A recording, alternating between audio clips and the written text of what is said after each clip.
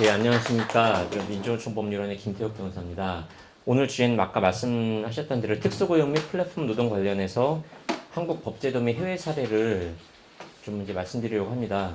근데 사실 여기 강의 들으신 분 중에서 이제 직접 이 사건이 아마 당사자인 분도 계실 수 있을 것 같고, 그리고 사실은 최근에 좀 문제되고 있는 플랫폼 노동은 사실 서비스 쪽에서 많이 문제가 되는데, 이제 제가 현재 서비스 쪽 일을 하고 있지는 않아서 이제 약간 이제 그 직접 경험하지는 않은 일도 좀 많이 같이 섞어서 말씀드리게 될 것 같습니다.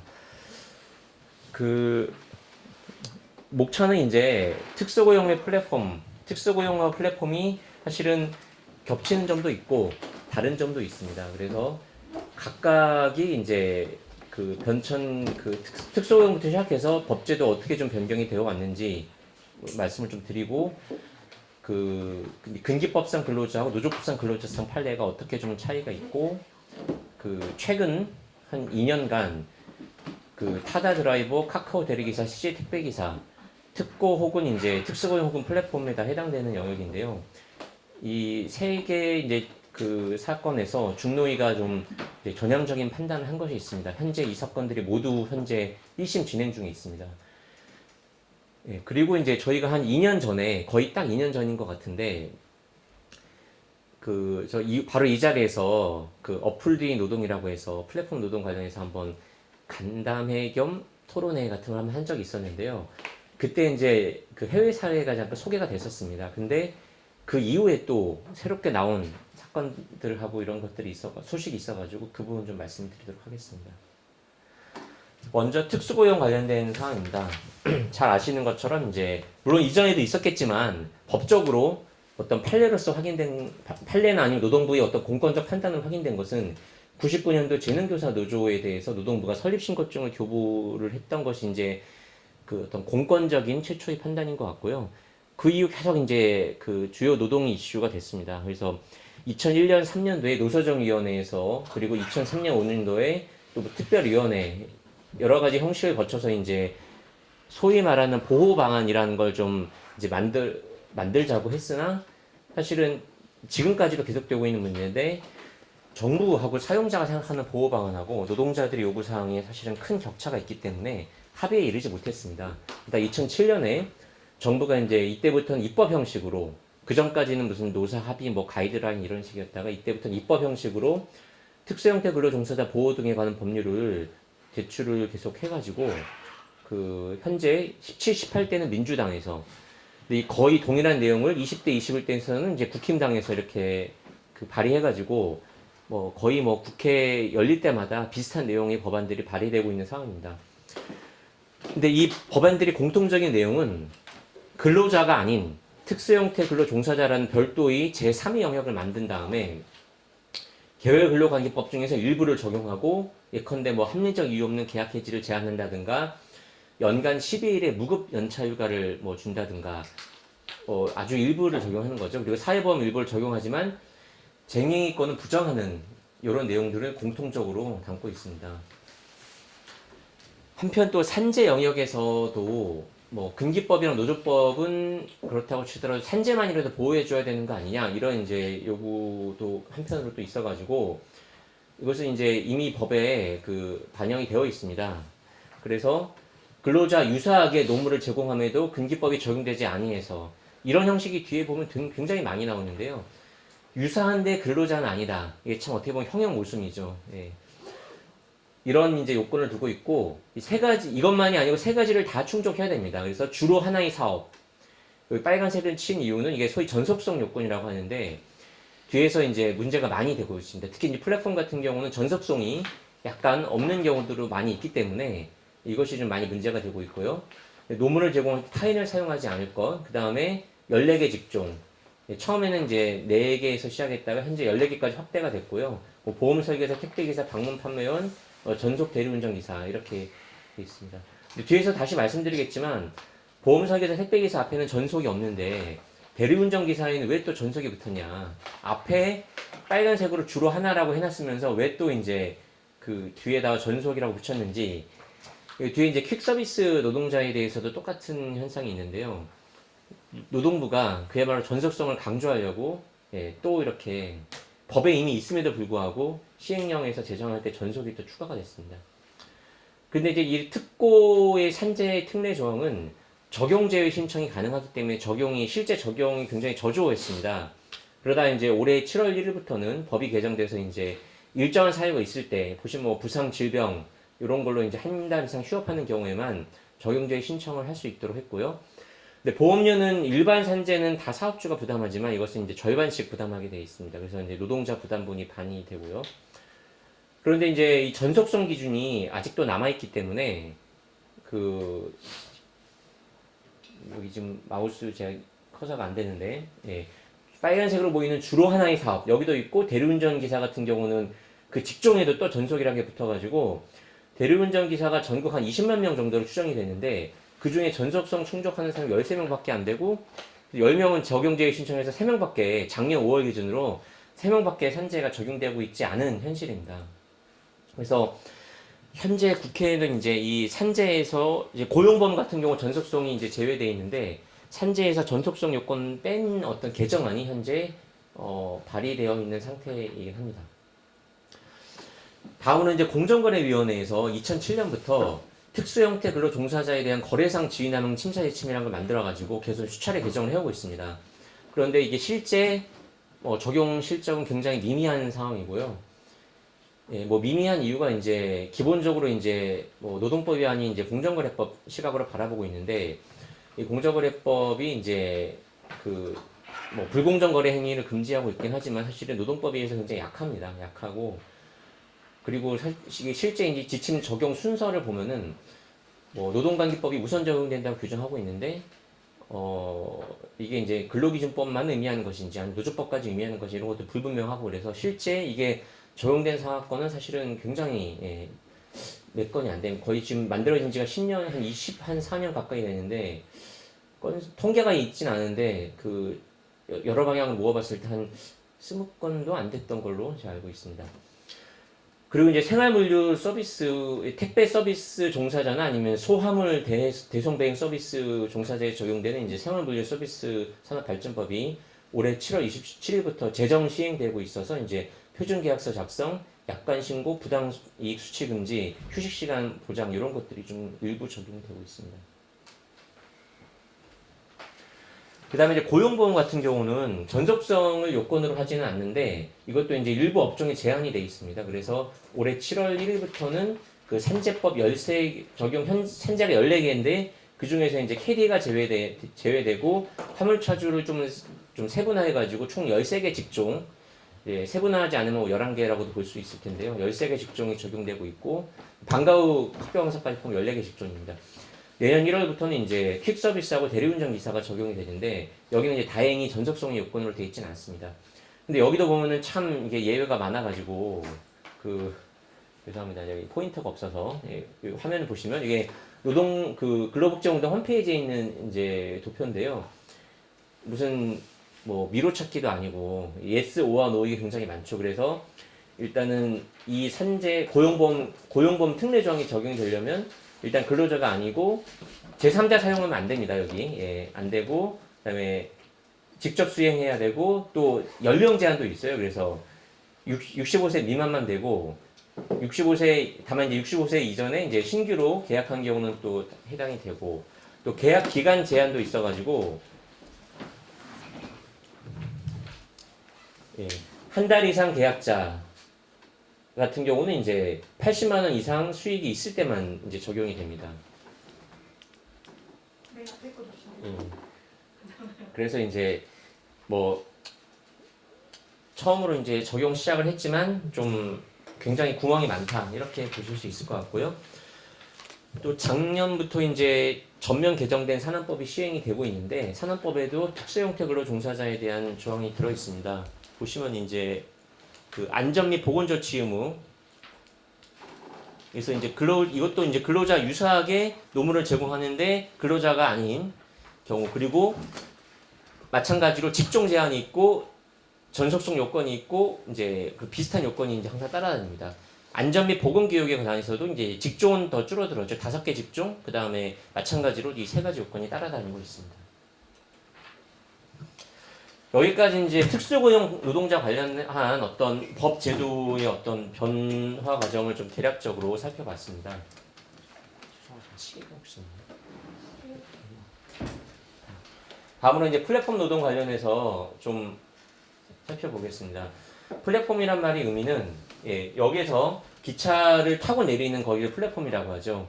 그래서 사전적 의미로 플랫폼 노동을 보면은 이제 그 플랫폼이 이제 디지털 플랫폼을 4개로 노동이 이루어지는 그것을 이제 플랫폼 노동의 사전적 의미라고 볼 수가 있는데요.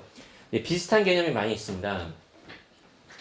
디지털 노동이라고 해서 이것은 이제 플랫폼 노동이 그 디지털 상에서 보통 여러 가지 뭐 수요, 공급, 통제, 보수 이런 게 다 온라인으로 많이 이루어지고 있기 때문에 디지털 노동이라고 많이 부르기도 하고요. 주문형 노동이 이제 호출형이라고도 하죠. 그래서 수요자가 먼저 주문을 하고 그에 따라 그에 맞춰서 노동이 이루어지는 것. 긱 노동이라고 해서 미국에서는 주로 이제 긱 노동이라고 하는데요. 이게 긱이 이제 재즈바에서 이제 그날 이제 일거리 찾아다니는 그런 것을 의미하는 거라고 거기서 연원이 시작됐다고 합니다. 그래서 일시적이고 불안정한 노동. 예. 그다음에 크라우드 소싱이라고 해서 이제 불특정 다수. 크라우드가 이제 군중이잖아요. 군중. 이제 불특정 다수한테 이제 일감을 뿌리는 거죠. 그러면 그 중에서 응하는 사람이 이제 일을 하게 되는 것이고요. 플랫폼 노동의 이제 기본 구조는 이렇게 기업이 있고 플랫폼을 통해서 이제 노동자들 아까 이제 불특정 다수의 노동자들에게 이제 일감을 이제 뿌리게 되는 구조입니다. 기본적으로 3면 구조인데 한국은 이 노동자들이 속해 있는 에이전시 업체가 따로 있는 4면 구조인 경우도 상당히 많습니다. 그 정부에서 그 뭐 플랫폼 노동 관련해서 이제 그 관계부 합동 회의를 여러 차례 좀 했었는데 거기서 이제 정의한 개념을 보면은 이제 유형을 크게 2가지로 나누고 있습니다. 웹 기반하고 지역 기반인데 웹은 이제 그 온라인상에서 노무 제공이 이루어지는 거. 예컨대 그 디자인 같은 거 하면 이제 일을 딱 뿌리면은 사실 사람 직접 대면하지 않아도 그냥 결과물만 딱 제공할 수 있잖아요. 그래서 아예 대면이 없는 거죠. 그래서 번역도 마찬가지고 IT도 마찬가지로 노무 제공이 온라인상에서 이루어지는 것이고요. 지역 기반은 이제 이 플랫폼을 통해서 이제 노동을 하긴 하지만 실제 수행하는 것은 그 사람이 가야지 일을 할 수 있는 뭐 근데 배달이나 가사 그래서 이거 보통 이제 지역 기반이라고 많이 얘기를 합니다. 통계적으로 봤을 때 지역 기반하고 웹 기반은 이제 약간 통계적인 특성의 차이를 보이고 있는데요. 지역 기반 같은 경우는 이제 주업인 경우가 많고 웹 기반은 이제 부업인 경우가 많습니다. 이제 지역 기반은 이제 아무래도 배달 업종이 대다수고요. 웹 기반은 이제 뭐 아까 뭐 번역이라든가 이런 창작, 뭐 단순 작업 이런 것들이 좀 많은 편입니다. 유럽과 한국의 플랫폼 노동 구조, 이제 사실은 이 플랫폼 노동이라는 개념이 노동계에서도 많이 쓰이기 시작한 것이 꽤 오래되지 않았지 않습니까? 최근 한 3년, 3년, 4년 정도인 것 같고, 짧게 보면 2년 정도인 것 같고요. 그래서 사실 통계 기준이 사실은 제대로 없습니다. 이것도 이제 정부에서 이 플랫폼 종사자 보호, 그쪽 주장대로 이제 보호한다고 여러 가지 TF 같은 거 할 때 거기서 나왔던 통계인데요. 유럽도 사실은 통계가 그 어떤 일관된 기준으로 있는 건 아니어서 통계가 이제 아주 정확하다고 볼 수는 없는데 아무튼 정부 측 자료에 의한 어떤 결론입니다. 그래서 보면 유럽 같은 경우는 웹 기반형 중심이고 근데 한국은 이제 지역 기반형 중심이다. 사실 우리나라 플랫폼 노동이라고 하면 거의 다 배달 서비스 많이 생각하시잖아요. 맞죠? 대리운 그렇기 때문에 이제 지역 기반이고 유럽은 그래서 부업인 경우가 굉장히 많고 전체 수입이 10% 이하인 경우가 다수고 이게 한 4% 되는 것 같습니다. 한국은 90% 이상인 경우가 이제 40%를 넘습니다. 과반까지는 좀 안 되고요. 그래서 이런 어떤 유형의 차이를 보이고 있는데 뒤에서 말씀드리겠지만 유럽 이런 이렇게 부업 성격이 강한 유럽의 경우도 이제 노동법적 보호를 우선으로 하고 있는데 반대로 그럼 주업 성격이 강한 한국은 더 노동법적 보호를 이제 우선적으로 고려해야 되는데 현재 정부 입장이 그렇지 못하다 이런 말씀을 좀 드리겠습니다. 또 2019년 전면 개정돼서 현재 시행 중인 산안법에 배달 종사자에 대한 안전조치라는 것이 추가가 됐습니다. 보시면은 이제 이동통신 단말 장치, 뭐 스마트폰 등을 말하는 것이죠. 이것을 통해서 이제 물건이 수거 배달 등을 중개하는 자, 이 플랫폼 이제 운영하는 사업자죠. 중개를 통해서 오토바이로 물건을 이제 법에는 이륜 자동차로 되어 있습니다. 이륜 자동차로 물건을 수거 배달하는 사람의 산재 예방을 위해서 이런 조치를 취해야 된다라고 해서 이런 안전조치 의무를 부과하고 있는데 이 조치 내용이 사실은 별게 없습니다. 보면은 이제 플랫폼 노동자, 법상으로 배달 종사자가 그 소프트웨어에 등록하는 경우에 면허 있는지 안전모 있는지 확인하고 그 다음에 도로교통법상 있는 준수 사항들 그리고 뭐 안전운행에 필요한 사항들을 그냥 알려주는 거. 그 다음에 물건이 수거나 배달에 소요된 시간을 너무 제한해서는 안 된 요 세 가지 정도가 있어서 세 번째는 약간 의미가 뭐 조금이라도 있겠지만 사실은 나머지 사항은 뭐 큰 의미가 있다고 보긴 좀 어려운 상황인 것 같습니다. 예. 그 올해 3월 달에 더불어민주당 정부 청부 입법을 한 이제 정부에서 사실상 만들고 의원 입법 형식으로 한 그 법안이 현재 발의되어 있는 상태입니다. 플랫폼 종사자 보호 및 지원해가는 법률안인데요. 요 그림은 이제 그 국회 검토 보고서에 있는 그림입니다. 글자가 좀 작아서 안 보실 수도 있겠는데요. 그 크게 3면 관계로 이제 설정을 하고 있는데 플랫폼 종사자, 플랫폼 노동자고 그 다음에 플랫폼 운영자 이게 이제 저희가 사용자라고 보는 그 운영자죠. 그 다음에 플랫폼 이용 사업자인데 보시면은 이제 딱 이거는 이제 제가 그린 게 아니라 국회에서 이제 그린 건데 요 그림만 봐도 플랫폼 운영자한테 부과된 의무가 별게 없어요. 개인정보 보호, 분쟁 해결 노력, 경력 증명 요청할 때 증명서 발급해 주는 거, 그 다음에 그 정보 제공인데 정보 제공 내용이 보면 뭐 노무 배정 및 보수에 관한 사항, 평가 기준 결과 활용에 관한 사항, 노동관리법 적용에 관한 사항. 그러니까 노무 배정 및 보수나 평가 기준 이런 것을 사실은 이 플랫폼 운영자한테 정보 제공 의무가 있다라는 것은 이 운영자가 이런 거 한다는 거잖아요. 근데 이런 것을 수행하는 운영자에 대해서 그냥 정보 제공 의무 정도만 부과를 하고 있는 거죠. 그 다음에 이제 자발적으로 공제조합을 뭐 할 수 있는 근거 조항을 두고 있고요. 플랫폼 이용 사업자한테 몇 가지 의무를 부과하고 있는데 이것도 뭐 별 큰 내용이 없습니다. 뭐 부당한 업무를 요구하지 말고 책임을 전가하지 말고 보통 이제 공정거래법에 있는 불공정거래 행위 조항을 좀 변형해서 여기 도입한 것입니다. 차별처우 금지, 불이익한 조치 금지, 괴롭힘 금지, 뭐 모성 보호, 개인정보 보호, 뭐 이런 내용들입니다. 아까 보신 것처럼 여기 근데 또 하나 웃긴 게 플랫폼 이 운영이 당사자를 이 운영자나 뭐 요 사업자가 아니라 이 운영자하고 종사자로 이렇게 이용 계약을 하고 있어요. 이거는 정부 주장에 봐도 좀 안 맞는 것 같은데. 그래서 근데 계약 당사자를 이렇게 운영자랑 종사자로 했으면 운영자한테 많은 책임을 부담해야 되는데 아까 보신 것처럼 운영자가 부담하는 책임이 사실 거의 없습니다. 그나마의 책임이 플랫폼 이용 사업자한테 부과되어 있는데 이 이용 사업자가 누구를 말하는 거냐? 개념이 참 모호하게 되어 있는데 이거 정부의 그러니까 국회의 그 검토 보고서에 보면은 이용자는 플랫폼 노동자가 속한 관리업체 아까 제가 사명관계일 수 있다고 말씀드렸잖아요. 그러니까 보통 배달 서비스 노동자분들 같은 경우에 그 지역에 소속되어 있는 업체들이 있는 경우가 많이 있는데요. 그 업체를 의미하는 경우도 있고 그게 아니라 플랫폼을 이용하는 예컨대 배달 앱을 사용하는 음식점 주인이 될 수도 있다. 둘 다 그냥 플랫폼 이용자라고 사실은 성격이 굉장히 다른 것임에도 불구하고 이용자라고 하고 있는 겁니다. 그 이용자한테 그나마의 책임을 좀 부과하고 있는데 그것도 사실 큰 강력한 내용이 없다. 다만 이제 플랫폼 운영자가 실제로 이 종사자의 노무 제공 방식이나 보수를 결정하는 경우는 이 운영자를 이제 이용 사업자로 본다. 이런 단서 조항을 두고 있긴 합니다. 근데 이제 아까 말씀드린 대로 이용자의 개념이 이 플랫폼 이용하는 고객도 될 수 있고 플랫폼 노동자하고 노무 제공 계약을 체결한 그 업체도 될 수 있고 좀 굉장히 모호하게 돼 있고요. 또 이제 논란이 되는 게 그러면 이 법하고 노동관계법이 관계는 어떻게 되냐 이거에 대해서 플랫폼 종사자가 근기법 혹은 노조법상 근로자에 해당하는 경우는 그 근기법 혹은 노조법을 먼저 적용하고 그런데 이 법, 즉 이 종사자 보호에 관한 법률을 적용하는 것이 유리한 경우에는 이 유리한 법을 적용할 수 있다. 그래서 이 문구만 보면은 뭔가 유리한 거 우선 적용한다고 하니까 크게 문제 없을 것 같은 그런 생각이 들 수도 있는데 이것이 실제 가지는 효과는 결국 이 종사자라는 것을 뭐 아까 말씀드렸지만 우리나라는 유럽하고 달리 굉장히 주업이고 전속적으로 일하는 경우도 상당히 많고 그래서 사실 노동법으로 보호해야 될 필요가 굉장히 큰데 이 법은 기본값을 노동자가 아닌 걸로 두고 있다는 거죠. 노동자인 걸 입증하면은 이제 그 사람이 이제 이 법이 적용되지 않고 노동법이 적용되겠지만 그것의 입증은 이제 노동자가 해야 되는 거죠. 그래서 기본값을 노동자가 아닌 걸로 두고 있다는 점에서 이제 문제가 있다.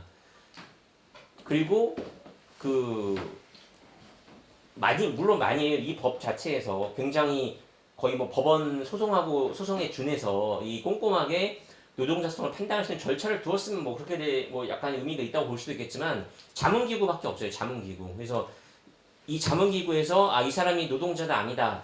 혹은 이 직종은 어떻게 판단해야 이런 어떤 의견을 낼 수 있겠지만 구속력도 없습니다. 거의 뭐 그냥 임의 규정밖에 없고 이 법 전체 통틀어서 형사처벌 규정이 하나도 없어요. 과태료 최대 500만 원 규정밖에 없습니다. 그러니까 굉장히 실효성이 없는 법이죠. 그래서 이제 결국은 이제 여러 차례 얘기되고 있는 근기법상 그리고 노조법상의 노동자 그리고 사용자 개념 확장이 필요하다. 저희 이제 그 작년에 주장했던 노조법 2조 개정 이것도 이제 이런 일환으로 주장이 되고 있던 사안입니다. 다음으로 지금까지 이제 플랫폼 노동 및 특수고용 및 플랫폼 노동에 관한 법제도에 대해서 좀 개괄적으로 말씀드렸고요. 지금부터는 이제 약간 판례의 어떤 변증 과정을 좀 소개해드리도록 하겠습니다. 우선 근기법상 근로자성입니다. 94년도 대법원 판결에서 이제 구체적 개별적 지휘 감독을 비롯해서 8가지 판단 기준을 제시를 했습니다. 그러다가 이제 이것이 2006년도에 한 차례 좀 변경을 겪었는데요. 그 판단 요소가 이제 약간 늘어났고 그 1번부터 이제 그 뒤에는 9개까지 요소인데 중요한 건 이제 빨간색으로 칠해지는 부분입니다. 기존의 구체적 개별적 지휘 감독에서 상당한 지휘 감독, 즉 지휘 감독의 정도가 좀 약해졌죠. 그리고 사업자성하고 비교, 이제 사업자성으로 비교라는 것이 이제 예컨대 뭐 여러 가지 작업 도구나 이런 거 자기가 소유하고 있고 제3자 대행시킬 수 있고 이 업무 수행에서 오는 어떤 이윤하고 청취 어떤 경영상 위험을 스스로 부담하는지 이런 것도 이제 예전에는 별로 보지 않았는데 2006년 이 학원가사 판결 이후로는 이제 좀 주요하게 이제 고려하고 있다. 이게 실제 사건에서는 좀 유리하게 작용하는 경우도 많습니다. 왜냐하면 사실 이거는 바꾸기가 쉽지 않은 요소거든요. 보통 이제 이런 보통 사용자들이 이렇게 하는 이유가 경제적 이유 때문에 하는 경우가 많지 않습니까? 이 사업자성 관련된 요건은 이 어떤 특권 노동자하고 사용자의 관계에서 어떤 경제적 실질에 관한 경우가 많기 때문에 바꾸기가 좀 쉽지 않은 경우가 많습니다. 그래서 이것도 좀 긍정적인 요소로 바뀌었고요. 그 다음에 이제 전속성과 그 정도 이건 이제 뒤에서도 계속 문제가 되는데 아무튼 뭐 전속성이 이제 전속성을 강조하면 강조할수록 플랫폼 노동자들한테는 별로 유리하진 않습니다. 왜냐하면 플랫폼이 불특정 다수한테 일을 뿌리는 그 성격하고 좀 맞지가 않을 수 있는 거죠. 그래서 아무튼 이 2006년도 판결에서는 전속성을 좀 요건으로 봤다는 것이고요. 또 하나 유리한 게 보수에 관한 사항하고 사회보장제도에서 근로자로 인정되는지 이런 거는 사용자가 일방적으로 정하는 경우가 많기 때문에 편면적 요소라고 하는 건 뭐냐면은 이 두 가지 요건에서 이 특수고용 노동자한테 유리하면은 그 유리한 대로 유리한 어떤 근거를 인정해주고 근데 이 두 가지 점에서 불리한 게 있다고 하더라도 이것을 이걸 가지고 이제 근로자가 아니라고 보진 않겠다. 그래서 편면적으로 유리한 어떤 요소로 봤습니다. 그래서 크게 이제 아까 말씀드린 대로 지휘 감독을 좀 완화했고 사업자성에 대한 어떤 경제적 실체에 대한 판단이 좀 강화됐고 그다음에 편면적 요소, 사용자가 일방적으로 정하는 거에 대한 판단 비중을 좀 줄였다는 점에서 이제 의의가 있다 이렇게 평가가 되고 있었고요. 근데 한편 이와 별도로 그 노조법상 근로자성이 별도로 인정될 수 있는지 이것도 좀 많이 문제가 됐습니다.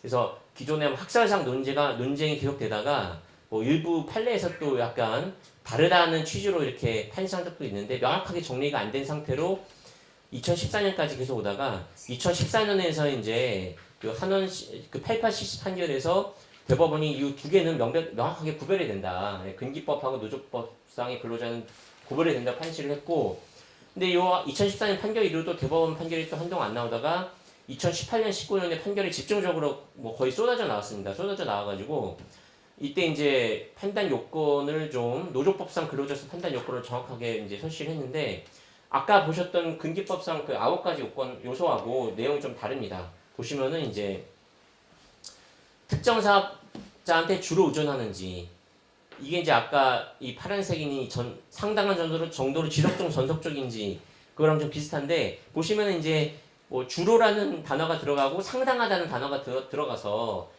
약간 아까 근기법상 근로자성보다는 조금 됐다고 볼 여지가 좀 생긴 거죠. 그리고 그 동그라미 3번 그 사업을 통해서 시장에 접근하는지. 그러니까 노조법의 반대가 이제 공정거래법인데 미국 같은 경우는 사실은 그 옛날에는 노동법 영역도 다 공정거래법으로 적용해가지고 미국이 원래 다 그렇잖아요. 다 이제 경제적 논리에서 하는데 예전에는 미국이 노동자들이 단결하는 것도 경제법을 적용해가지고 담합으로 봤었습니다. 그러다가 이제 나중에 그 노동법 적용되는 경우는 예외로 설정이 되면서 이제 지금은 그렇진 않은데요. 그래서 이제 노동법하고 경제법은 사실은 영역이 좀 많이 다른데 그 경제법에서의 사업자라고 하면은 그 사업자가 독자적으로 시장에 접근하는 거거든요. 그래야지 가격 결정을 할 수 있는 어떤 변동 요소가 되는 거잖아요. 근데 이걸 반대 해석하면은 내가 혼자 이 시장에 접근할 수 없다. 나는 이 사용자의 사업을 통해서만 시장에 접근할 수 있다. 이러면 사실은 이게 사업자가 아닐 가능성이 높아지는 거죠. 노동자의 가능성이 높아지는 거고. 예, 요게 이제 노조법상 노동자성 판단할 때 이제 좀 중요한 요소로 좀 추가가 됐고요. 또 하나 눈여겨볼 만한 것이 이제 아까는 그 근기법상 근로자 할 때는 구체적 개별적 지위였다가 그게 상당한 지위로 바뀌었죠. 근데 여기는 더 완화가 돼서 상당하지 않고 어느 정도의 지위 감독만 있어도 된다. 그리고 이제 노동상권 보장의 필요성 이런 것들을 이제 두루 고려해서 판단하기 시작했습니다. 그래서 그야말로 이제 판결이 2018년부터 많이 쏟아져 나왔는데요.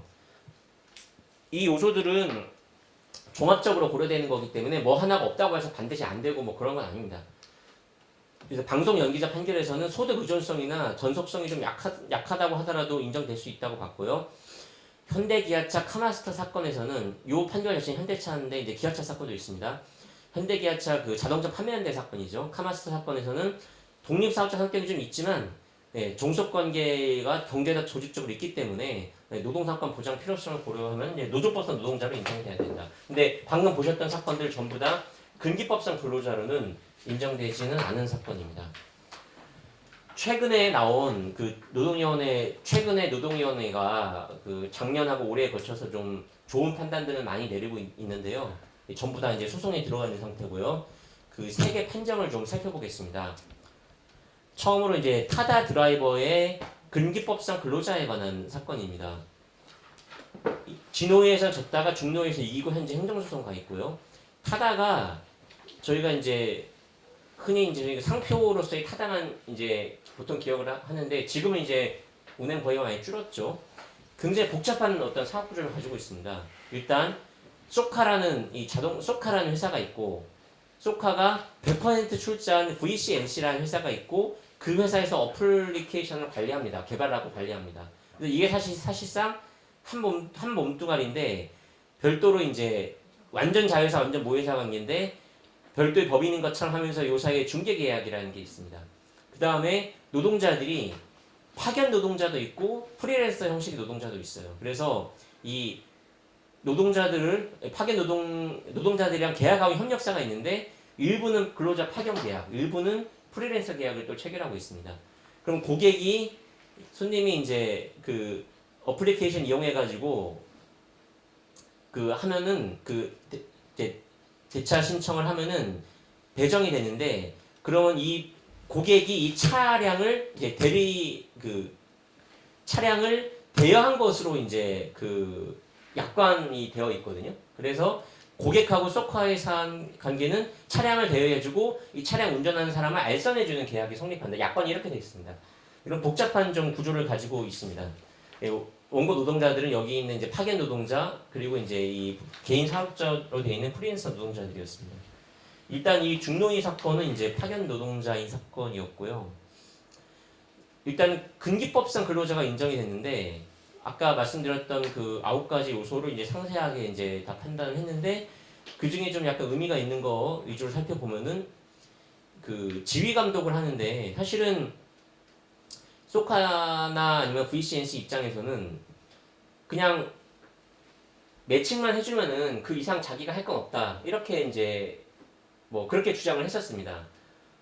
근데 이제 뒤에서 보시는 것처럼 실제로 그건 아니고 굉장히 거의 뭐 실시간으로 위치 추적해가지고 이렇게 굉장히 뭐 근태 관리까지 자세히 했지만 이제 뭐 고객이나 이런 사람 입장에서 그렇게 보일 수도 있잖아요. 매칭만 되면은 그 이유는 알아서 한다 뭐 이렇게 보일 수도 있는데 뭐 일단 이제 그렇진 않았었고, 근데 이제 운행 과정에서 실제 운행할 때 이렇게 뭐 면밀히 막 체크하거나 그런 건 아니었죠. 결과만 체크한 거죠. 뭐 예를 들어서 다 했는데 뭐 컴플레인이 들어왔냐 안 왔냐, 뭐 원래 지정된 경로를 이탈했냐 안 했냐 이런 결과만 체크했지, 실제 운행 과정에서 뭐 구체적으로 이렇게 지휘하거나 그런 건 아니어가지고 그것을 이제 지휘 감독을 했다고 볼 수 있냐 이런 게 좀 문제가 됐었는데, 이제 운전 업무 특성상 뭐 이 업무 수행 과정에 대한 어떤 직접적인 지휘나 이런 거는 필요 없고 사후적으로 결과 확인하는 것만으로도 가능하다 이렇게 판단이 됐습니다. 사실 이거는 택시 노동자 생각해보면 어떻게 보면 당연하다고 볼 수 있는, 택시 노동자 같은 경우는 사실은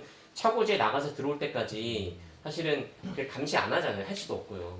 사실은 산학금 내고 보통 이제 그 아직까지 산학금제 많이 대부분 남아 있는데 산학금 내고 초과 운송 수익금 가져가는 이런 식으로 해서 일을 하고 있지, 사실 그렇게 감시하진 않거든요. 그래서 택시 노동자랑 비교해 보면은 사실은 이 지휘 감독은 사실은 부정되는 것이 오히려 어떻게 이상하다 할 수 있을 정도였던 것 같고요. 각종 매뉴얼하고 이런 것들이 준수사항이 있었고 또 교육도 시행했습니다. 사실 이게 택시하고 경쟁하면서 서비스가 발전한 거기 때문에 택시 노동자들하고 차별을 이렇게 두기 위해서 뭐 고객이 타면 어떻게 대응해야 되고 뭐 말 걸지 말고 뭐 음악 틀지 말고 이런 것들 다 이제 어떤 그 지시사항 같은 걸로 이제 다 됐었고요. 실제 근무 시간도 상당히 많았습니다. 다만 이제 전형적인 어떤 택시 노동자 차이가 있다면, 이게 업무를 많이 하는 사람은 굉장히 이런 택시 노동자처럼 많이 하는데 사실 적게 하는 사람도 있었다는 거죠. 왜냐면 거절할 수가 있기 때문에. 그래서 전속적 관계가 있냐 없냐가 이제 쟁점이 됐었는데, 이건 모든 플랫폼 사건에서 쟁점이 되고 있는 건데, 사실 이것은 단시간 근로자인 경우도 마찬가지이기 때문에 이걸 가지고 이제 안 된다고 볼 수 없다 이렇게 이제 그 넘어갔고요. 이거 보시는 화면은 이제 얼마나 꼼꼼하게 이제 감시하느냐 이런 건데요. 이 화면은 이제 뭐 출근 안 해놓고 출근한 것처럼 했다거나 아니면 늦게 출근한 거 이렇게 리포트를 작성했던 결과고, 또 여러 가지 이제 그 제재 받은 결과 이제 뭐 거부할 자유가 있는데 그 거부한 경력이 쌓이면은 평가에서 불이익을 받게 되어 있습니다. 예, 그런 것들이 이제 그 쌓여가지고 이제 나중에 이제 평가에 반영이 되는 거죠. 그래서 그 좀 그 평가가 안 좋아지면 이제 배정 횟수도 줄어들고 그럼 일자리가 결국 없게 되는 거고, 결국 이제 연락이 안 가면은 사실상 해고되는 거와 마찬가지 상태가 되는 그런 상태입니다. 이 타다 사건에서는 근로자인지뿐만이 아니라 사용자가 누구인지도 굉장히 크게 쟁점이 됐습니다. 아까 보신 것처럼 사업 구조가 복잡하게 돼 있어가지고요. 그래서 이제 가장 문제가 되는 게 이 타다라는 어플을 운영하는 VCNC하고 소카 중에서 누구냐가 문제가 됐는데, VCNC는 소카의 100% 자회사고 어플을 개발해서 뭐 운영하고 있지만 실제로 그것은 이제 소카의 이제 이익을 위해서 그렇게 하는 것이기 때문에 소카가 타다 서비스 실질적 운영자다. 라고 해서 이제 소카를 사용자로 인정한 행정입니다. 그 다음에 이제 카카오 모빌리티인데 대리 기사 사건입니다. 여기에 이제 업무 수행 방식을 보면은 이제 그 고객이 카카오 대리 어플을 통해서 이제 그 기사 요청하면은 접수해가지고 이제 배정을 하죠. 그래서 대리운전 기사가 콜을 수락하면은 이제 매칭이 되는 거고, 그러면 이제 그 이 대리운전 기사한테 이제 고객에게 왔는 정보를 전송해주고 통화해가지고 이제 운전 서비스 제공하고 이런 방식으로 흔히 우리가 이제 익숙한 대리운전 방식입니다. 여기서 이제 사용자는 결국 카카오 모빌리티였는데요. 이 카카오 모빌리티는 결국 대리운전 사업도 하고 이 대리운전 사업을 효율적으로 하기 위한 이 프로그램 개발 및 운영업도 하고 있었던 거예요. 아까 서카에서는 이 두 개가 좀 구별되어 있었는데 이제 이 카카오 사건에서는 두 개를 이제 같은 법인에서 하고 있었던 것이죠. 요런 구조의 대리운전 업무가 이루어지기 위한 핵심은 바로 이 어플리케이션이죠. 그래서 카카오티 대리 프로그램하고 고객 정보는 이 어떻게 보면 생산 수단이다 이렇게 이제 볼 수가 있을 것 같고요. 이게 없으면 사실은 영업을 할 수가 없죠. 대리운전 기사도요. 그래서 여기는 이제 근기법상 근로자가 아니라 노조법상 노동자가 문제된 사건입니다. 이 사건 자체가 이제 교섭 요구 사실에 대해서 공고하지 않는다고 해서 이제 시정 신청이 들어갔던 사건이어가지고요. 그래서 아까 이제 말씀드렸던 대법원 판단 기준에 따라 판단했는데, 일단은 뭐 몇 가지 주요한 걸 보면은 이제 그 사용자가 일방적으로 정하는지에 관해서 이건 뭐 어떻게 보면 예상이 되는 겁니다. 약관이 있고 약관에 대해서 이거 뭐 찬성이냐 반대라는 거 결국 뭐 탈피하는 거죠. 그 두 가지 선택만 있지 그 중간은 사실 없잖아요. 그러니까 이게 결정권 당연히 이제 사용자한테 있는 거고요. 카카오 모빌리티한테 있는 거고요. 그 다음에 카카오 모빌리티를 통해서 시장에 접근할 수밖에 없죠, 맞죠? 뭐 연락이 와야지 사실은 영업을 할 거 아닙니까? 그래서 사업체계 편입다 이렇게 본 것이고요.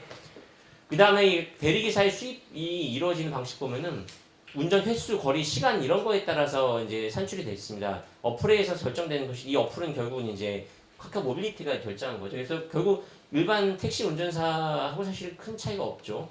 그리고 이제 실제 요 금액을 이제 사용자 명의로 입금을 했었죠. 카카오 모빌리티 명의로. 뭐 소득이 좀 그 낮거나 좀 약간 이제 일종의 뭐 투잡 같은 거 뛰면서 이제 아까 그 타다도 마찬가지였는데 그런 이제 사례도 있었지만 그런 사례가 있다는 이유로 이제 뭐 다른 그 노동자도 마찬가지고 이 노동자는 또 이 사건 당사자는 또 그런 케이스는 아니었기 때문에 다른 사람의 그런 사정 가지고 이제 이 사건에서 어떤 노동자성 부정할 수 없다 이렇게 봤고요. 마찬가지로 계속 전속성이 계속 플랫폼에서 문제가 되는데 여기서의 전속성이라고 한다면 그러니까 거절할 자유가 일단은 형식적으로 있기 때문에 뭐 거절한다고 해서 당장 뭐 징계당하거나 그런 건 아니기 때문에 불이익은 받지만 이게 결국은 여기에 참여 많이 안 하시는 경우도 있다는 거죠. 뭐 부업으로 하시는 경우도 있을 수 있고 근데 이제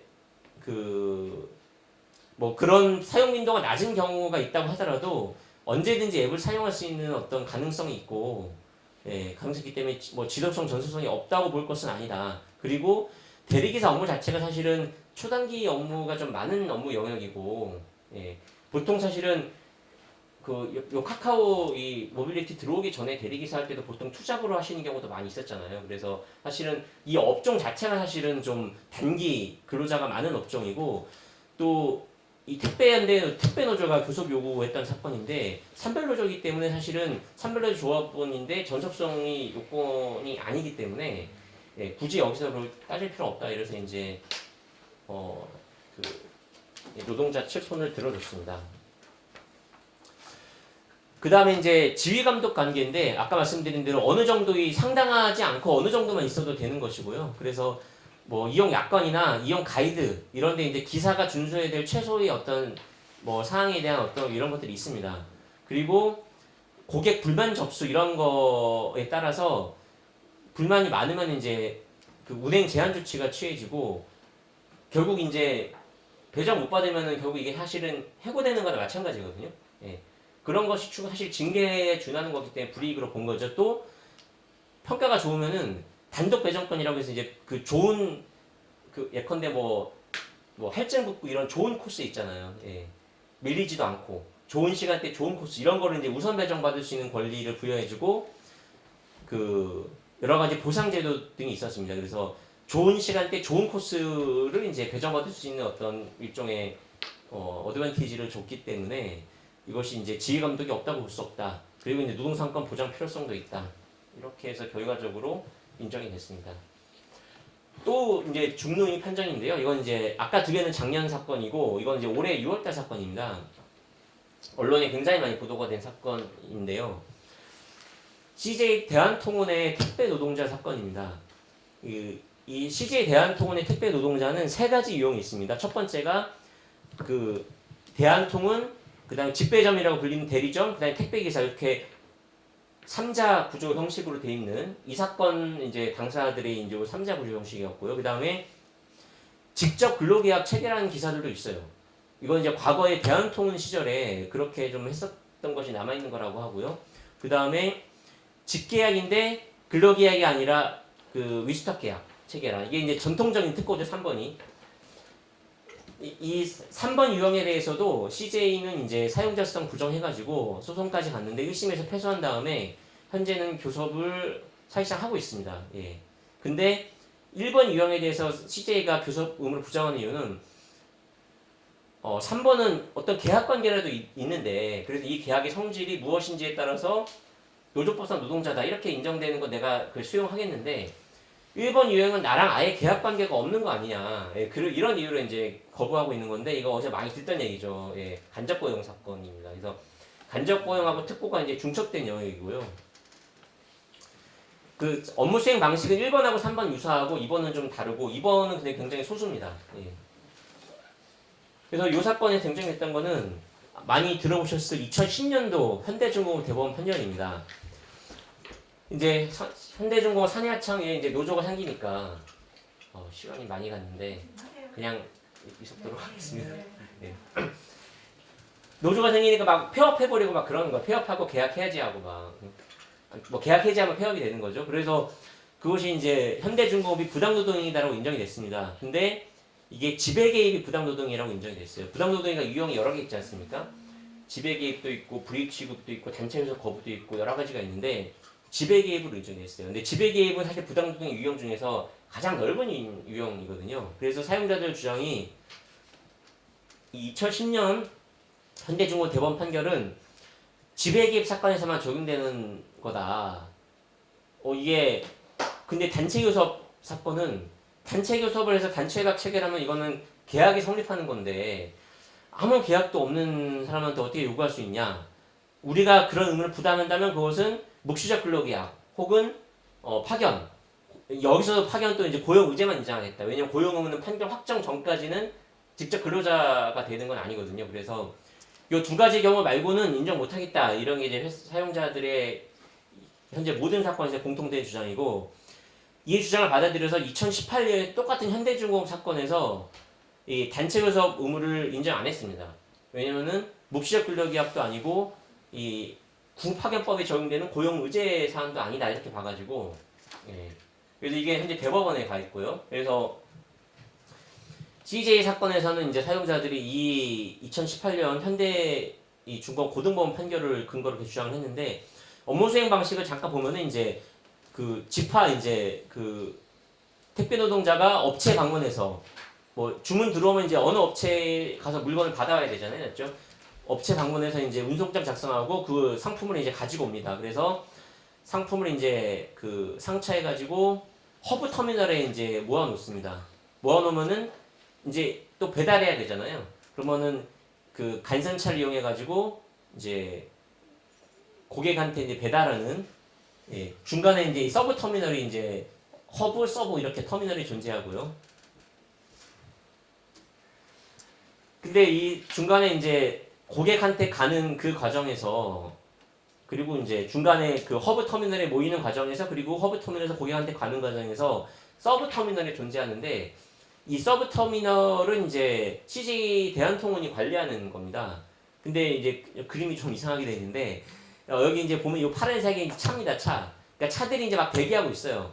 뭐 물건을 이제 내려놓는 차도 있고 물건 가지고 와야 되는 차도 있고 막 줄 서 있잖아요. 근데 이거를 예를 들어서 그 이렇게 하차하고 상차하는 뭐 그런 장소를 좀 여러 군데 만들어 주면은 이게 금방금방 될 거지 않습니까? 맞죠? 그래서 사실은 뭐 이 서브 터미널의 어떤 구조를 어떻게 하는지에 따라서 근로 시간하고 노동 강도 같은 게 많이 영향을 미치게 되는데 그래서 이제 이게 뒤에서 CJ 대한통운이 단체 교섭 의무를 부담하는 이제 그런 이제 근거로 작용했던 것입니다. 판단 기준은 이제 아까 2010년도 현대중공업 대법원 판결을 이제 인용했고요. 그리고 이제 그 노조법상 노동자 사건에서 이제 나오는 여러 가지 판시들 중에서 뭐 CJ 대한통운이 사업 편입되어 있는지 여부, 그 다음에 아까 노동상권 보장의 필요성, 즉 교섭 필요성 이런 것들을 이제 고려해가지고 이제 교섭 의무를 인정했는데 이게 두 가지로 나뉩니다. CJ가 단독으로 교섭 의무를 부담하는 사항이 있고 이게 아까 말씀드린 대로 이제 서브 터미널에서 서브 터미널 구조를 이제 CJ가 결정하는 거기 때문에 서브 터미널 택배 기사의 배송 상품 인수 시간 단축, 집화 상품 인도 시간 단축. 그러니까 이제 업체에서 물건 가져온 거 내려놓는 시간, 그 다음에 고객한테 전달할 걸 가져가는 시간, 요 단축하는 거에 대한 교섭은 CJ가 해야 된다. 그리고 1인당 그 주차 공간 보장, 그 다음에 아까 보셨던 서브 터미널 작업 환경 개선, 이런 것들은 CJ가 교섭 의무가 있다고 봤고요. 그 이외의 세 가지 사항들에 대해서는 아까 그 이 택배 노동자들하고 직접 계약을 맺은 대리점주하고 같이 교섭하라 이렇게 인정이 됐습니다. 그래서 주 5일제 및 휴일휴가, 그 다음에 수수료 인상, 그 다음에 사고 부책이라고 해서 상품 사고가 발생했는데 이게 누구 책임인지 불분명할 때 택배 기사가 보상하도록 하는 그런 규정이 있었습니다. 사실 상당히 불공정한 건데 이거를 어떻게 좀 개선할 것인지에 대해서 이거는 CJ만 결정할 수 있는 건 아니고 이제 그 대리점주까지 같이 이렇게 해서 결정하라는 식으로 해서 이제 공동교섭 의무가 인정이 됐습니다. 여기까지 이제 한국 상황을 좀 말씀드렸고요. 그 해외 상황을 좀 말씀을 드리겠습니다. 예. 일단 먼저 미국인데요. 위에 미국이라고 써있는데 지금 가려졌습니다. 예, 미국은 이제 긱경제라는 표현 많이 쓰는데 아까 제가 처음에 플랫폼 노동이랑 혼용에 쓰이는 용어로 이제 긱 노동 이렇게 말씀드렸는데 미국에서는 이제 뭐 아까 재즈 클럽에서 당일 그때그때 이제 그 공연 참여할 사람을 구하는 관행 그야말로 이제 좀 불안정성을 강조한 거죠. 그런 거를 이제 강조하는 의미에서 이런 용어를 많이 쓴다고 합니다. 뭐 미국 법칙의 특징 간단하게 말씀드리면 뭐 연방제 국가이기 때문에 연방법하고 주법이 따로 있습니다. 근데 그 플랫폼 노동에 관해서는 그 캘리포니아가 경제 규모가 굉장히 크거든요. 국가로만 따져도 세계에서 한 5위인가 아마 그럴 거예요. 프랑스보다 제가 좀 더 큰 걸로 알고 있는데 캘리포니아만 딱 따로 떼도요. 근데 다수의 플랫폼 기업이 다 캘리포니아에 있습니다. 그래가지고 이제 이 특히 플랫폼 관련해서는 캘리포니아 영향이 굉장히 크고요. 반대로 회사법 관련해서는 델러웨어라고 조그만 주인데 거기 영향이 굉장히 크고 아무튼 그런 차이가 좀 있습니다. 그래서 근로자인데 근로자가 아닌 걸로 독립계약서를 취급하는 것을 이제 오블류라고 하는데 미국에서 오블류가 제기된 이유가 크게 세 가지입니다. 일단은 근로자가 보호를 못 받는 게 첫 번째, 뭐 당연히 우리도 잘 알고 있는 거고 두 번째는 미국 특유의 관점인데 오블류가 되면은 오블류 안 된 기업에 비해서 그 오블류된 기업이 더 유리한 거 아니냐? 그럼 기업이 경쟁이 불공정 경쟁 아니냐? 미국은 사실 다 이런 식으로 보는 게 굉장히 많아요. 예, 경쟁법 관점에서 불공정 경쟁이고 또 세금 수입이 감소하기 때문에 왜냐면 이게 막 사업자로 되면은 이게 세금 파악도 좀 어렵고 막 이러기 때문에 세금 수입이 감소해서 사실 국세청이나 이런 공공기관에서도 이 오블리에 관심이 상당히 많습니다. 이건 유럽도 마찬가지인데 우리나라 보면 소송을 다 근로자들이 소송을 제기하잖아요. 근데 미국 같은 경우는 정부 기관에서 이 사용자 상대로 소송 제기하는 경우도 상당히 많습니다. 뒤에서 말씀드린 그 우버 사건도 그 주 법무부가 그 회사에다가 가처분 제기했던 사건입니다. 사실 좀 어떻게 보면 우리나라 같은 경우 사실 노동부가 적극적으로 시정명 내리고 거의 사용자가 그에 대해서 불법 소송하고 이런 식으로 사실 돼야 되는 게 정상일 것 같은데 아무것도 안 하니까 우리는 알아서 해라. 예, 다 그렇게 민사로 가는 거죠. 근데 미국은 그래서 물론 민사 사건도 당연히 있는데 이런 행정 사건이 굉장히 많습니다. 예. 그 다음에 그 또 특징이 이제 한국은 근기법상 근로자가 가장 엄격하고 범위가 좁고 노동법상 근로자가 더 넓고 그런데 미국은 반대로 되어 있습니다. 그래서 예. 노조법상 근로자 개념이 더 좁습니다. 미국은. 신문 기사를 좀 제가 3개를 실어봤는데요. 이게 하나는 2020 작년 8월부터 나왔던 다 경향신문 기사인데 하나는 노동자다. 근데 그래서 가처분 이게 아까 법무부가 제기했던 가처분이다. 가처분이 인용됐다. 근데 무슨 또 법이 있었는데 그 법을 또 빠져나갔다. 근데 뭐가 또 위헌이다. 이렇게 막 기사가 나오는데 이거를 살펴보도록 하겠습니다. 이 발단은 캘리포니아 대법원에서 2018년 3년 동안 많은 반전이 있었는데 다이나믹스 판결이라고 해서 이 대법원 판결이 이제 주 대법원 판결이 시초입니다. 그래서 이제 배달 노동자가 나는 근로자인데 왜 독립계약자로 취급하냐. 그래서 초과 근로수당하고 각종 필요한 비용, 임금 명세서, 즉 근로자여야지만 인정되는 이런 걸 청구를 한 거죠. 근데 이 회사 같은 경우도 2004년 이전에는 다 이 배달기사를 직접 고용했는데 2004년 이후로 확 바뀌었어요. 우리나라도 IMF 후로 많이 그랬지 않습니까? 미국 뭐 주마다 다를 텐데 아무튼 이 회사는 2004년부터 이렇게 했다고 합니다. 근데 원고들은 이제 그 이전부터 근로자였던 사람은 아니고 그 이후에 최초로 계약을 체결했던 사람인데 업무 수행 방식은 사실 그 전에 있던 근로자와 별로 다르진 않았다고 합니다. 결론은 이제 근로자라고 인정했는데 그 근거가 이 3가지 요건을 사용자가 입증하지 못하면은 근로자다. 그러니까 사용자한테 입증 책임이 다 돌아간 거죠. 그리고 사용자가 입증해야 될 게 굉장히 엄격합니다.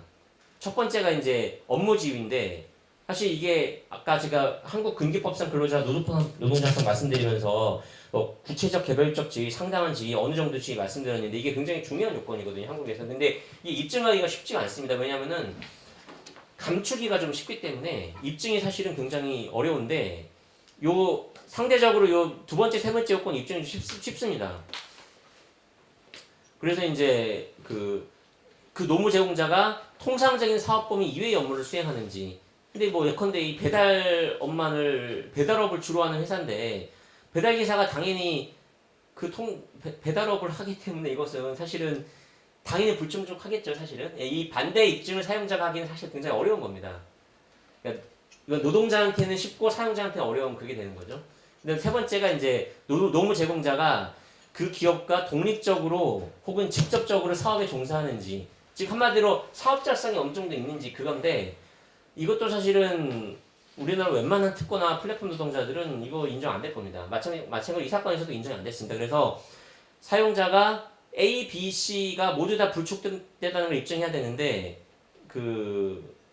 모두가 충족됐다는 걸 입증해야 되는데 입증 못했고 그래서 이제 사용자가 입증에 실패했기 때문에 이건 근로자다 이렇게 된 거죠. 우리는 근로자가 입증에 실패하면은 근로자가 아니게 되는데 여기서 이제 거꾸로 된 거죠. 그래서 이거 사실은 이 테스트가 이제 ABC 테스트라고 하는데 기존에 다른 주에서 일부 도입이 돼 있었던 건데 영향력이 큰 캘리포니아에 채택했다는 의미가 있고 캘리포니아에서 채택한 이후로 좀 확산이 돼가지고 현재 미국 한 절반 정도의 주에서 이것을 이제 좀 사실상 좀 채택을 하고 있다고 합니다. 어떤 경우는 이제 어떤 주는 이제 입법이 된 데도 있고 어떤 데는 판례로 되는 데도 있고요. 근데 적용 범위는 좀 차이가 있습니다.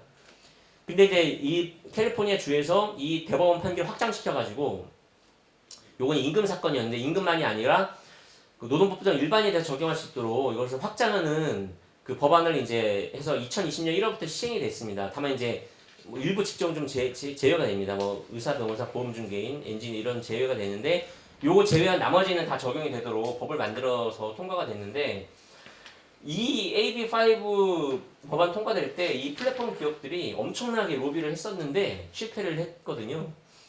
실패하고 나서도 가만히 있지 않고 이 미국 대선이었죠. 11월 3일이. 대선과 같은 날에 주민 발의안이라고 요거를 통과시켰습니다. 이때 엄청난 자금을 썼다고 합니다. 그래서 이게 이제 뭐냐면은 이 5개 정도 플랫폼 기업이 주도했는데 이 플랫폼 기업이 해당되는 업종, 앱 기반 운전자하고 배달 기사인데요.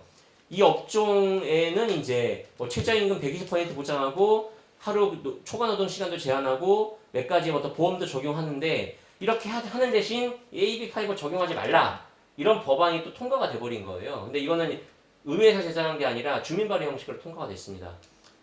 근데 이제 요 5개 자기네가 했으니까 자기네 회사 것만 딱 뺀 것 같은데 요거 빼고는 나머지 여전히 AB5가 적용이 되죠. 근데 또 하나의 반전이 이게 이제 반전이었고 또 반전이 이 주민 발의안이 위헌 결정이 났습니다. 그래서 그 서비스 노조에서 이제 위헌 심판 청구를 했는데 이게 이제 고등법원 판결이 현재 나왔고 대법원에 아마 지금 가 있는 걸로 잘 알고 있는데요. 고등법원 판결에서 위헌이라 본 이유가 이게 이제 주민 발의안이잖아요. 아까 AB5는 의회에서 만든 거고 요거는 주민 발의인데 이 독립계약자로 할지 여부 이거는 그 의회의 어떤 전속적인 권한이다 이렇게 봐가지고 이걸 주민 발의 형식으로 할 수는 없다.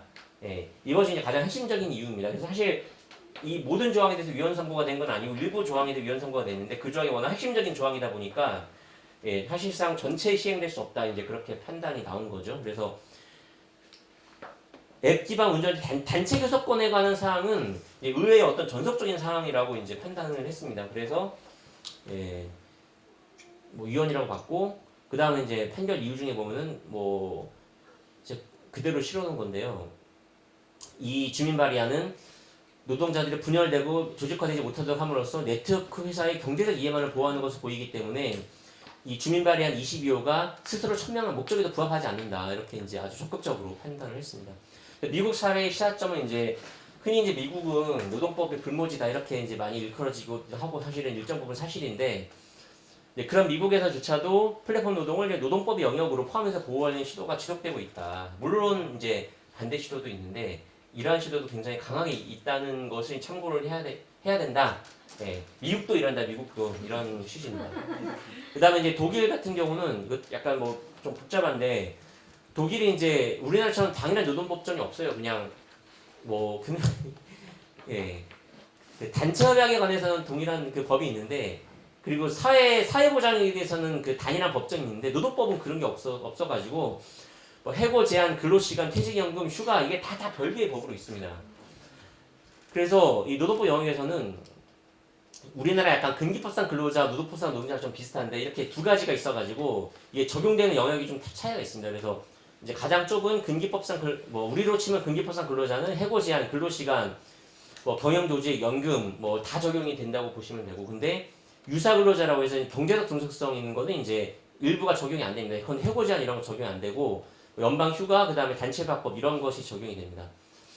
그리고 독일이 이제 사회법전이 굉장히 잘 돼 있는데 단일한 사회법전이 존재하고 여기는 근로자라는 개념은 거의 안 쓰고 취업자하고 유사 취업자라는 개념을 쓰고 있는데 이 근로자보다 더 넓은 개념이죠. 취업자한테는 거의 모든 조항이 적용이 되고 그 취업자 유사한 자는 이거는 뭐 종속성이 아예 필요 요건이 아닙니다. 저 요건도 아니고 그냥 타인을 위해서 업무를 수행하는 경우는 다 해당이 되고 이 경우는 가장 넓게 재해보상이 이제 재해보험이 일부 적용이 됩니다. 그래서 그리고 이제 최근에는 요 사회법전에 있는 취업자 개념이 노동법 개념 일부 들어와가지고 뭐 차별금지에 관한 일반 동등대우법이나 휴직 이런 거는 이제 취업자한테도 적용이 되는 걸로 많이 쓰이고 있다고 합니다. 그래서 이제 아무튼 노동자 개념이 좀 여러 가지지만 어쨌든 노동법으로 좀 해결하려는 어떤 시도들이 좀 있다 이렇게 이제 볼 수 있을 것 같고요.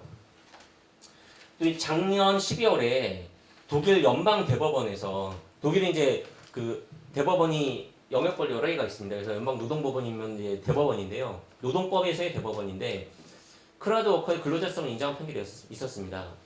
이 사건 원고는 이제 그 제품 어떤 물건 생산하면 이제 상품 뭐 그 소매상에 이제 진열하고 뭐 버스나 이런 정류장에 이제 광고 막 하고 그러잖아요.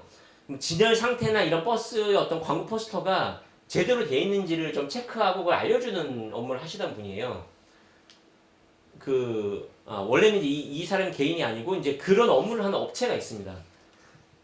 그래서 제품 생산 업체가 그 업체한테 플랫폼 운영자한테 그 업무를 위탁하고 이 플랫폼 운영자가 일을 쭉 뿌린 거죠. 크라우드 방식으로 쭉 뿌리고 이 원고는 이걸 잡아가지고 이제 일을 하는 그런 분이었는데 그래서 이제 사실은 크라우드 워커 방식으로 일하니까 즉 일 뿌리고 그냥 원하는 사람이 받고 이런 식으로 하니까 사실은 뭐 그 선택권이 당연히 있는 거죠. 네, 선택권이 있는데 일단 선택을 하면은 근데 정해진 시간 내에 그 업무를 처리를 해야 돼요. 그리고 이걸 하기로 하면 업무 처리 방식은 또 정해져 있어요. 왜냐면은 그걸 정해줘야지 사실은 이 목적이 발생할 수 있을 거잖아요. 맞죠? 이게 제대로 진열이 돼 있고 광고 포스터 제대로 걸려있는지 이런 거를 확인하려면 아무나 그냥 하고 싶은 대로 하면 안 되는 거니까 정해진 방식이 있었습니다. 그리고 이제 그 사진 촬영하고 포스터에 대해서 이제 또 질문이 들어오면 이제 답변하고 피드백 해주는 그런 역할을 했는데 이 일을 잘하면은 이제 높은 점수가 부여돼가지고 더 좋은 이제 일이 배당이 되는 거죠. 저희 아까 택배기사나 그 배달 노동자들이랑 좀 비슷하죠. 근데 제3자한테 대신하는 것도 허용이 됐고 이분 같은 경우는 한 일주일에 한 20시간 정도 일을 했다고 합니다. 20시간이면 사실 약간 주업하고 부업 성격 한 절반 정도인 것 같은데 이제 이분이 이제 하급심에서는 이제 패소했는데 대법원에서 이제 이겼고요. 그래서 크라우드 워커기 때문에 업무를 수행할 어떤 계약상 의무는 없었지만 근무 장소 시간 내역 장소가 이제 자기가 있는 보통 거주지 기준 몇 킬로 이내에서만 할 수 있거든요. 왜냐면 그래야지 정해진 시간 내에 일을 할 수 있기 때문에 그래서 장소 시간 내용 등에 있어서 피고가 조종할 수 있는 관계에 있었기 때문에 종속성이 있었다라고 봤고 다만 이제 해고는 유하도 인정돼가지고 그 해고 전까지 임금만 아마 청구할 수 있게 된 걸로 알고 있습니다. 그 다음에 이제 독일 연방노동부에서 플랫폼 노동에서 우리도 뭐 하겠다 이렇게 해서 냈는데 이건 약간 내용이 좀 경제법적 내용이 좀 반영된 내용입니다. 그래서 사실은 약간 문제가 좀 있는데 예컨대 뭐 약관규제법 이런 거 이제 공정거래법 우리나라 공정거래위원회에서 하는 거거든요. 근데 이제 노동법제 내용도 여전히 있습니다. 집단법적 차원의 조직화고 그리고 특히 중요한 게 입증 책임 전환. 아까 그 AB5 법안하고 비슷하게 근로자가 일행의 간접 증거로 그냥 정황 내가 근로자다라는 것까지만 정황만 입증하면은 반대 입증을 그 플랫폼 사업자가 해야 되는 이런 내용으로 이제 그 하겠다라고 이제 계획을 밝혔고요. 네, 프랑스, 영국도 이제 비슷한 판결인데요. 프랑스 테이크 잇 이즈라고 해서 이것도 이제 음식 배달하는 플랫폼 사업자인데 청산 과정에서 이 노동자가 이거 받으려면 이게 임금 채권이어야지 이걸 먼저 받을 수가 있는데 임금 채권인지 아닌지 보려면 이게 근로자인지 아닌지가 판단이 전제가 돼야 됩니다. 그래서 결국 이제 근로자인지 아닌지하고 쟁점이 됐는데 뭐 대법원이 인정했습니다. 인정했고 그 근거는 이제 그 보통 여기서 사실 문제가 되는 게 징계나 어떤 제재를 할 권한이 있냐 없냐가 사실 문제가 많이 됩니다. 뭐 아까 말씀드린 뭐 평가를 통해서 더 좋은 일을 주고 아예 일 배당 안 주고 이런 것도 이제 사실 제재로 볼 수가 있는데 이 사건 같은 경우 실제로 그런 제재가 또 시행되지가 않았던 것 같습니다. 그런데 이 프랑스 대법은 이제 그런 권한이 유보돼 있어 권한이 있었다는 그 사실 자체에도 이제 지시권의 내용을 볼 수 있다 이렇게 좀 봤고요. 우버 드라이버인데 그 계정이 비활성화됐어요. 그러니까 사실 해고랑 마찬가지잖아요. 일이 더 이상 오지 않는다는 거니까. 그래서 계정 비활성화된 거에 대해 소송을 제기해서 2심하고 대법원이 이제 불효성 인정했는데요. 우버가 구성한 서비스 시스템에 편입돼서 일을 하게 되고 본인만이 이제 뭐 고객을 뭐 사업자가 아니라는 거죠 이거는. 그리고 이 운전 경로가 제가 사실 우버 타보진 않았는데 운전자가 임의로 결정 못하는 구조인 것 같아요 보니까. 예. 요금 자체가 아마 이제 그렇게 결정이 되는 것 같습니다. 그 위에서 플랫폼에서 그 알고리즘 통해서 결정된 그 경로에 따라 요금이 결정되기 때문에 사실은 운전자가 다른 경로를 가더라도 아마 뭐 그로 인한 경제적인 어떤 불이익 이런 걸 감수해야 되는 아마 그런 구조였던 것 같습니다. 그리고 이제 3번 이상 거부할 경우는 어플 접속이 막히고 더 이제 더 그런 어떤 취소일이 넘어가면 이제 아예 접근 정지가 된다. 이게 사실은 징계 혹은 해고랑 비슷한 거죠. 이런 거 기초로 이제 근기업상 근로자로 인정이 됐고요. 이제 마지막입니다. 영국도 이제 우버 사건인데요.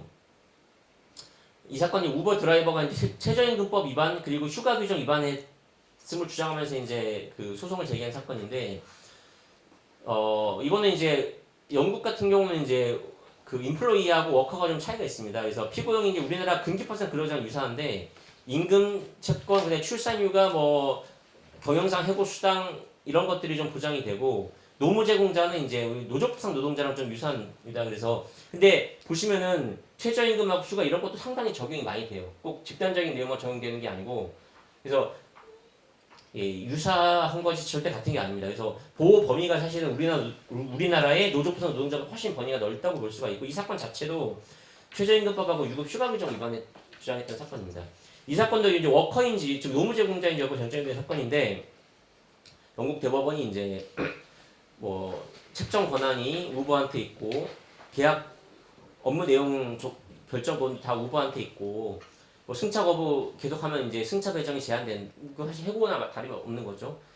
그 다음에 별점 평가 이런 걸 통해서 이제 그 서비스가 배상되지 않을 경우는 이제 종료할 수 있다. 이런 것들을 기초로 이제 워커라고 판단해서 그래서 이상에서 본 내용들을 해외 사례를 말씀드리면